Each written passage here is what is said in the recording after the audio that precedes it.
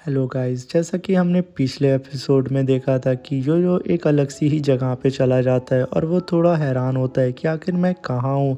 और वो अपने आसपास कुछ पपेट्स को देखता है जो उसे चारों तरफ से घेर लेते हैं। और कुछ ही वक्त पहले वो देखता है अपने पैरों को जो कि जम चुके थे और अब आगे। तो क्वीन उसे देख करके स्माइल करती है और हमारा यो-यो पूरी तरीके से जमना शुरू कर देता है। और एक टाइम ऐसा आता है कि वो पूरी तरीके से जम सा जाता है और फिर यो-यो अपने मुंह से एक बर्फ़ के टुकड़े को दाँत से काट करके क्वीन की तरफ उठा करके फेंक देता है, जो कि भाई साहब क्वीन अपने एक ही हाथ से उस बर्फ़ के टुकड़े को रोक देती है और उसे कहती है कि तुम इतने मामूली से अटैक से मेरा कुछ भी नहीं कर सकते। और वो एक फूंक मारती है और यो-यो का पूरा चेहरा जम सा जाता है। यो-यो एकदम परेशान हो जाता है, आखिर मेरे साथ क्या हो रहा है। फिर यो-यो की आँख खुलती है, यो-यो देखता है कि वो अपने विलेज में आ गया है, जो कि भाई साहब आयरन विलेज था। आयरन विलेज में आकर के देखता है ये तो वही जगह है जहाँ पे लाओजी ने मेरे पूरे विलेज के लोगों को मार दिया था। ये देख कर के वो काफ़ी हैरान हो जाता है। तभी वहाँ पे वो देखता है कि उसके सेक्टर मास्टर उड़ करके आ रहे हैं और लाओजी उसके चेहरे पे एक किक करके उसे ज़मीन में धँसा देता है। तभी वो कहता है बंदा कि यो-यो तुम्हारी वजह से आज हमारा ये हाल है। ये देख कर के काफ़ी हैरान हो जाता है। फिर लाओजी उसकी बहन की तरफ जाता है तो यो-यो जा कर के अपनी बहन को उस जगह से निकालने लगता है। तभी उसकी बहन उसे एक खंजर घोंप देती है और कहती है तुम्हारी वजह से हमारा ये हाल है। यो-यो कहता है कि आखिर यहाँ क्या हो रहा है, ये सब क्या कर रहे हैं, सब मुझे क्यों कह रहे हैं, ब्लेम कर रहे हैं, आखिर मेरी क्या गलती थी। उसकी बहन करती है कि तुम्हारी वजह से आज हमारा ये हाल है और भाई साहब खंजर फिर एक और बार घोंप देती है, जिसकी वजह से यो-यो काफ़ी परेशान हो जाता है। फिर यो-यो की आँख खुलती है, वो फिर अपने आप को कहीं और देखता है।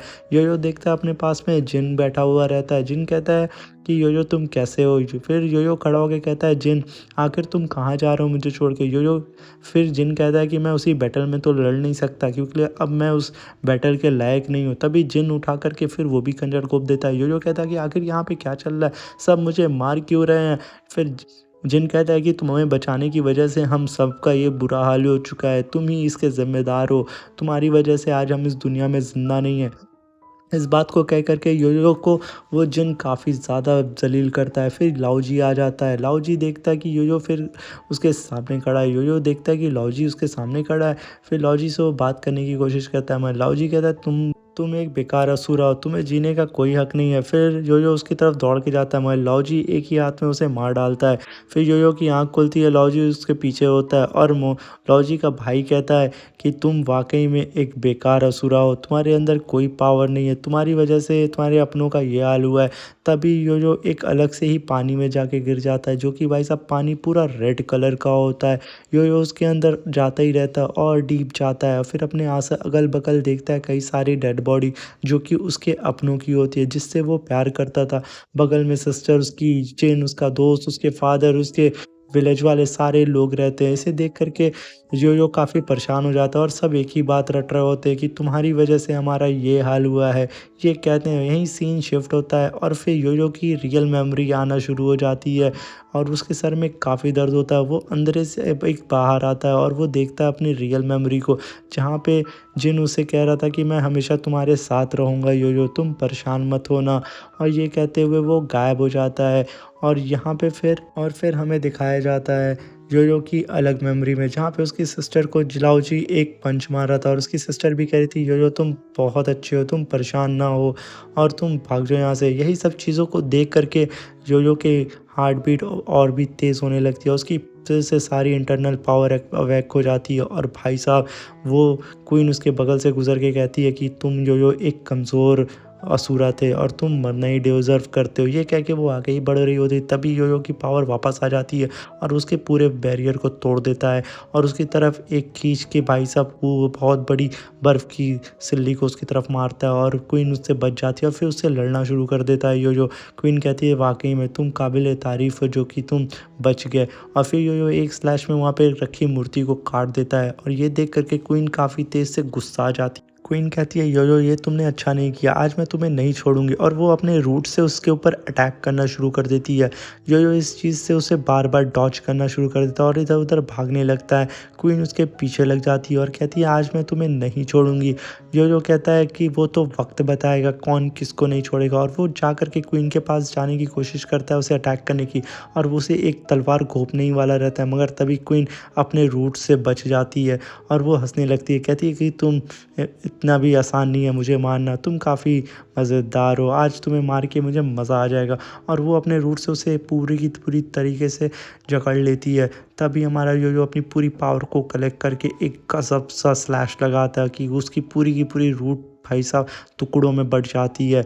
और फिर क्वीन देख कर ये कहती है कि वाकई में तुम बहुत ही ज़्यादा पावरफुल हो और तुमसे लड़ाई करके तो और भी मज़ा आने वाला है। तो फिर वो अपने बहुत ही बड़े रूट को समन करती है और उसके ऊपर थ्रो कर देती है। क्वीन एकदम और भी ज़्यादा अग्रेसिव हो जाती है। फिर लाओ जी कहता है, हमारा योयो कहता है कि अच्छा तो आज देखते हैं कौन ज़िंदा होगा और कौन मरेगा। क्वीन का वो बहुत बड़ा रूट उसकी तरफ आ रहा होता है और वो योयो को बार बार अटैक कर रहा है। योयो उसे डॉज करता है। योयो सोचता है कि मैं इसके पास कैसे जा कर के इसे मार सकता हूँ। फिर योयो उससे लड़ते लड़ते उस रूट के ऊपर चढ़ जाता है और उसके ऊपर कूद करके क्वीन के ऊपर चला जाता है, उसके पास करीब जाने की कोशिश करता है, और जैसे ही कूदता है उसके करीब आने की कोशिश करता है, क्वीन उसको रूट से जकड़ लेती है और कहती है तुम एक कमज़ोर असुरा हो और तुम मेरा कुछ नहीं बिगाड़ सकते हो। तब तक हमारा योयो कहता है तुमने गलत समझा, तुम मुझे नहीं मार सकती हो, और यही कहते हुए क्वीन उसकी तलवार को उसकी तरफ ही मोड़ देती है और उसकी गर्दन को काटने जाती है। तब तक हमारा योयो उसको उसकी ही तलवार को पकड़ के कहता है मुझे मारना इतना आसान नहीं है, और फिर भाई साहब उस तलवार को ही उठा करके क्वीन क्वीन के अंदर डाल देता है। और क्वीन के उसके पेट के अंदर तलवार जैसे ही जाती है, क्वीन का इल्यूजन टूट जाता है और वो दोनों डाइनिंग टेबल पे बैठे होते हैं। और हमारा योयो कहता है कि आखिर ये क्या था, वो एक इल्यूजन था, तुम आखिर चाहती क्या थी। वो खड़ा हो जाता है और एकदम घबरा जाता है। क्वीन कहती है तब इसी अच्छा तुम्हारे पास इतनी पावर है, तभी तुम्हें लाओजी लॉर्ड वोंग ने तुम्हें सजेस्ट किया था हमारे फोर्थ असुरा गॉड बनने के लिए, तुम में वाकई में काबिल तारीफ़ पावर है। ये सारी चीज़ें कहती है और कहती है तुम यहाँ पे टेबल पे रखा हुआ मांस जल्दी से खा दो, और फिर योयो उसे उठा करके जल्दी से खा जाता है। और क्वीन उसे कहती है कि एक बात हमेशा याद रखना कि गॉड्स हमारे दुश्मन हैं, और ये कह करके योयो को महल से बाहर निकाल देती है। और वो प्रिंसेस और उसका पापा दोनों बाहर ही बैठे होते हैं और उसे देख करके काफ़ी खुश हो जाती है प्रिंसेस, और अपने फादर को तुरंत जगाती है। कहती फादर यो आ गया। और ये बात सुनते ही वो उसके पास दौड़ते जाती है और उसको हाई फाई करती है और कहती है यो तुम कैसे हो। वो कहता है मैं ठीक। यहीं से सीन शिफ्ट होता है और हमें हेवन का सीन दिखाते हैं। एक बंदा कई सारे गोल्डन वॉरियर से लड़ रहा होता है, जो कि कहता है कि आ जाओ देखते हैं किसके अंदर कितना दम है। और भाई साहब इसका नाम रहता है टकाटा। ये एक हेवन का गॉड होता है और ये काफ़ी ज़्यादा गोल्डन वॉरियर से लड़ रहा होता है और ये एक एक करके सबको धूल चटा रहा होता है और भाई साहब बहुत ही बुरी तरीके से सबको मार रहा होता है। और वो गोल्डन वॉरियर बहुत ज़्यादा रहते हैं और जब देखते हैं कि वो बुरी तरीके से पिट रहे हैं तो वो कोशिश तो करते हैं अपने गॉड से लड़ने की, मगर लड़ नहीं पाते और हार जाते हैं। फिर टकाटा कहता है कि तुम लोग इतने कमज़ोर हो कि मेरे सामने नहीं टिक पाते हो, और तुम्हें तो गोल्डन वॉरियर कहने के नाम पे भाई साहब बेकार है। तभी वो गोल्डन वॉरियर एक खड़ा होकर कहता है कि आप ज़्यादा पावरफुल हैं। तभी हमारा टकाटा कहता है ठीक है अगली बार मैं एक हाथ का यूज़ करूँगा, तो क्या तुम लोग फिर से लड़ना चाहोगे। तो वो लोग कहते हैं नहीं नहीं नहीं नहीं, हम नहीं लड़ना चाहेंगे। तभी हम वहाँ पे हमें सुनाई देता है एक और गॉड की एंट्री होती है और पीछे से वो आवाज़ आती है टकाटा बस करो, और अभी हमें चलना है कॉन्फ्रेंस में जो कि हमारे एल्डर गॉड ने बोला हुआ है सबको इकट्ठा करने के लिए। टकाटा कहता है ठीक है, मगर क्या तुम मुझसे लड़ना चाहोगे, एक एक हाथ करना चाहोगे। तो ये सुन करके वो गॉड कहता है नहीं, मैं तुमसे नहीं लड़ना चाहूँगा, और ये कह करके वो वहाँ से चला जाता है। और यहीं पे हमारा सीन शिफ्ट होता है और हमें नीचे वर्ल्ड का सीन दिखाया जाता है और वही अरीना का सीन आ जाता है जहाँ पे हमारा जो कई सारे वॉरियर से लड़ रहा होता है और उनकी गर्दन को धड़ से अलग कर रहा होता है।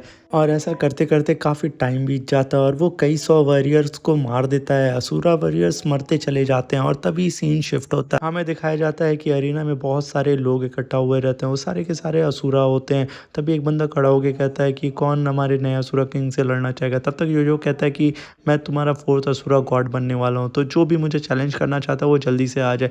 तभी हमारा योयो एक कमाल का 1000 स्लैश लगाता है उन बंदों के, भाई सब ऐसे स्लैश लगाता है कि वो लोग देख भी नहीं नहीं पाते हैं। और ये स्लैश पिछली बारी से बहुत ज़्यादा पावरफुल होता है और ये सारे वॉरियर फर्स्ट क्लास के वॉरियर होते हैं और वो ये सब टुकड़ों में कई हज़ार टुकड़ों में बँट के नीचे गिर जाते हैं।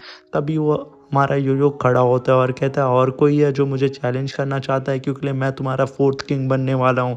अगर तुम्हें ऑब्जेक्शन है तो तुम आकर के यहाँ मुझे चैलेंज कर सकते हो। मगर वहाँ पे कोई नहीं आता और तभी वो बंदा खड़ा होके कहता है, यो-यो तुम हमारे 4th गॉड बनने वाले हो, असुरा गॉड। तो हर गॉड का एक नाम होता है, तो तुम अपना नाम क्या रखना चाहोगे? तो यो-यो कहता है कि मेरा आज से नाम होगा मैड किंग लोहू।